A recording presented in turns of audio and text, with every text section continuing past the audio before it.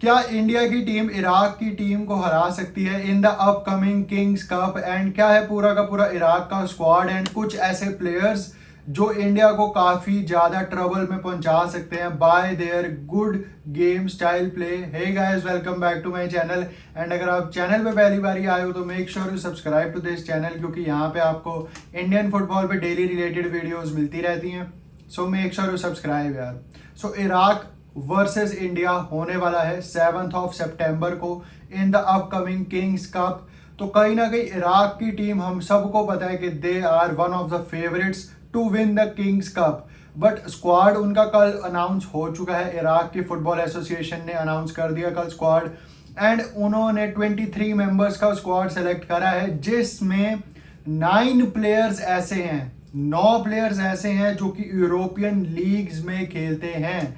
And उनमें से 9 प्लेयरों में से भी कुछ प्लेयर्स ऐसे हैं जो PIO एंड OCI प्लेयर्स हैं, जो कि इराक के इंटरनेशनल प्लेयर्स नहीं हैं, but they are coming to play for Iraq team, क्योंकि उनका कुछ ना कुछ ओरिजिन है इराक से कनेक्टेड, इसीलिए। तो कहीं ना कहीं उनमें अगर कुछ प्लेयर्स की मैं बात करूं तो सबसे पहले आते हैं उसमें ज़िडान इकबाल। अब ज़िडान इकबाल को सबसे ऊपर रखता हूं मैं पूरी इराक की टीम में जो सेलेक्ट हुई है for the upcoming Kings cup, क्योंकि ज़िडान इकबाल पिछले साल तक मैनचेस्टर यूनाइटेड के सीनियर टीम के हिस्सा थे।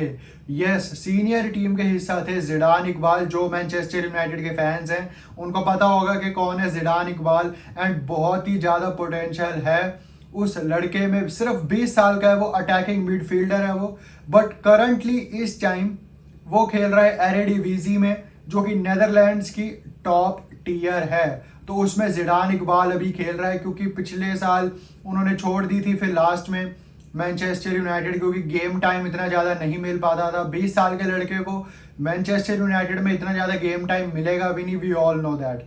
तो कहीं ना कहीं फिर इसलिए उन्होंने अपना मूव इनिशिएट करा टू एरेडिवीजीज क्लब। तो कहीं ना कहीं अटैकिंग मिडफील्डर है वो, बहुत ज़्यादा पोटेंशियल माना जाता है। बड़ी बड़ी टीम्स के अगेंस्ट ज़िडान इकबाल खेले हुए हैं। एंड कहीं ना कहीं इसके बाद अगर मैं बात करूं तो वो है हुसैम अली। तो कहीं ना कहीं जो हुसैम अली है वो भी नेदरलैंड्स के टॉप टियर में खेलते हैं, एरेडिवीजी में खेलते हैं। कहीं ना कहीं वो भी एक बहुत ही प्रॉमिसिंग राइट बैक है कहीं ना कहीं, जिससे इंडिया को बच के रहना पड़ेगा, क्योंकि उनकी जो प्रेजेंस है डिफेंस में वो बहुत ही कमेंडेबल एक प्लेयर है कहीं ना कहीं। एंड अपनी जो बैक लाइन है उसको वो काफ़ी अच्छा कमांड करते हैं।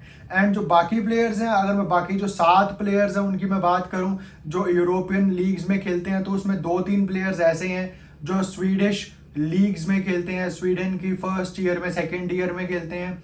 एक प्लेयर ऐसा भी है बीच में जो इंग्लैंड के 3rd टियर में खेलता है, जिसको हम चैंपियनशिप 2 भी कहते हैं। उसमें भी 1-2 प्लेयर्स खेलते हैं उनके, 1-2 प्लेयर्स उनके इराक में भी खेलते हैं। एंड अभी अभी 1-2 प्लेयर्स ऐसे भी हैं उनके जो कि इराक के ही इंटरनेशनल है, वही के ही पले बड़े हैं वो, वही की वो लोकल टीम अल शोटा के लिए खेलते हैं। एंड वही टीम जिसने अभी अभी अल नसर के अगेंस्ट भी खेला था, वही अल नसर जिसमें क्रिस्टियानो रोनाल्डो है, we all know that. And काफ़ी अच्छी फाइट दी थी उस टीम ने, इराक की जो क्लब था। एंड हम सब ने देखा था फिर अरब क्लब चैंपियंस अल नसर बने इवेंचुअली। तो कहीं ना कहीं अगर देखा जाए तो 23 में से 9 प्लेयर्स ऐसे हैं जो कि यूरोपियन प्लेइंग स्टाइल से काफ़ी ज़्यादा नोन है, काफ़ी ज़्यादा वो प्लेइंग स्टाइल अडेप्ट कर चुके हैं, क्योंकि वो वहीं पे पले बड़े भी हैं उनमें से कुछ प्लेयर्स, एंड वहीं पे काफ़ी सालों से खेल भी रहे हैं।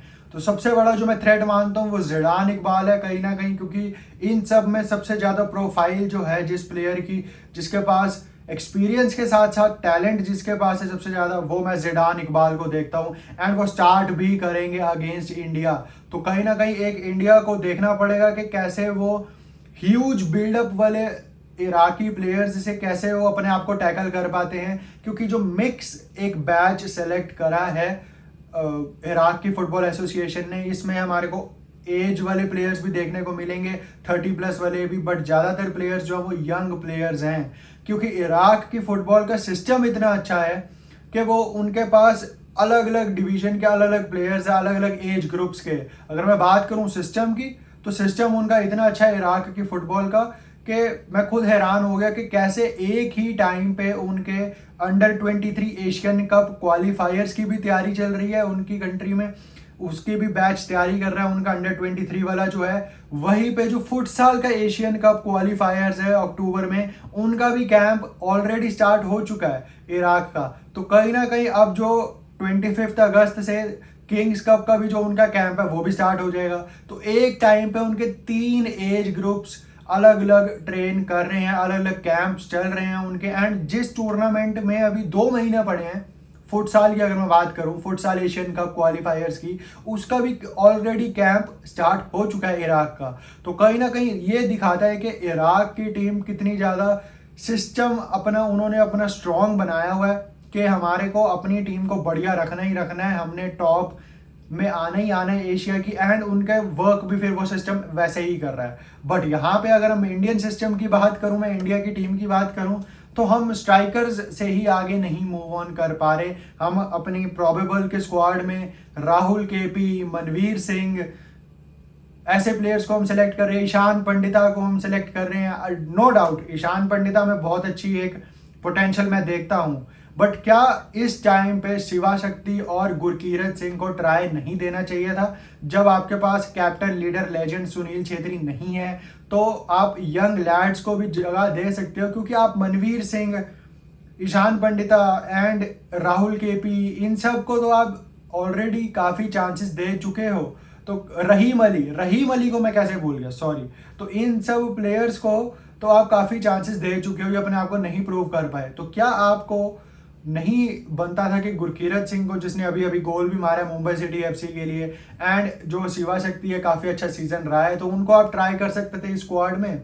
क्योंकि आपको तो पता ही है कि एक बारी जैसे ही सुनील छेत्री फिट हो गए, मतलब फिट तो है ही वो, जैसे ही वो टीम में आ गए तो फिर इन चारों पांचों में से किसी की भी जगह नहीं बनेगी। Sunil Chhetri is the obvious starter. तो क्या इंडियन टीम के पास इतना असला बारूद है कि वो इस इराक की टीम को, जिसमें 9 यूरोपियन प्लेयर्स आ रहे हैं लीग्स में खेलने वाले, उनको ये हरा सकती है? वेल, बहुत ही कम चांसेस है, बहुत ही कम चांसेस है अगर मैं सच बताऊं तो। क्योंकि जो मैंने सिस्टम देखा है इराक के फुटबॉल का, इट्स हाईली कमेंडेबल कि वो इतना बड़े कैंप्स ऑर्गेनाइज कराते हैं, इतना अच्छा स्क्वाड है उनका, एंड जो क्वालिटी है उनके यूरोपियन प्लेयर्स की वो आपको देखने को मिल ही जाएगी अगेंस्ट इंडिया। एंड कहीं ना कहीं जो वेदर है थाईलैंड का, वो भी उनको काफ़ी सूट करेगा थाईलैंड के प्लेयर्स को।